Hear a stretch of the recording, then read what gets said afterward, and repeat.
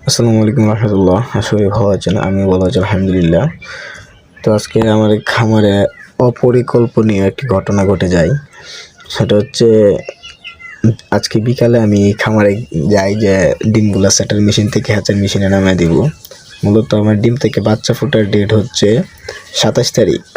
তো আজকে 25 তারিখেই বাচ্চা ফুটে বের হয়ে গেছে। 2 থেকে 3 দিন আগে বাচ্চা ফুটে বের হয়ে গেছে।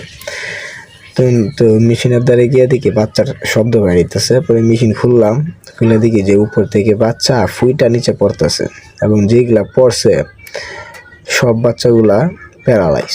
শুধু তাই নয়, তারপরে আবার পরদিন সকালে যে আবার ডিমগুলা সেটার থেকে আবার হ্যাচার মেশিনে নামাইছি, ওই ডিমগুলো থেকেও যে বাচ্চাগুলা ফুটছে সবগুলাই প্যারালাইজ। প্রায় আমার 600 ডিম ছিল, এখান থেকে সারা রাত্রে মিলাইয়া এই 221টা বাচ্চা পড়ছে। আর থেকে মনে হয় প্রায় 120টার মতো হবে প্যারালাইজ। সামান্য একটু ভুলেই মনে করেন যে বড় একটি লসের সম্মুখীন হতে হয়। তো আমার ক্ষেত্রেও সেটাই হয়েছে, সামান্য একটু ভুল। অর্থাৎ আমি এই ডিমটি যখন মেশিনে বসাই তখন আমরা এটা যখন সেটার মেশিনে দিই তখন এটার একটা হিসাব তারিখটা লেখা রাখি যে এত তারিখের এত সময়ে ডিম দিছিলাম, আবার এত তারিখের আবার আরেকটা তারিখ লিখে রাখি যে ওই তারিখের এত সময় আমরা ডিমটা সেটার থেকে আবার হ্যাচার মেশিনে দেব। তো ওইটাই আমার লিখতে মনে নাই, তো হঠাৎ একদিন মনে পড়ছে লিখতে, তো তারপর আমি ওইটা হিসাব করে লিখি, হয়তো বা 2-1 দিন হিসাবে ভুল গেছে।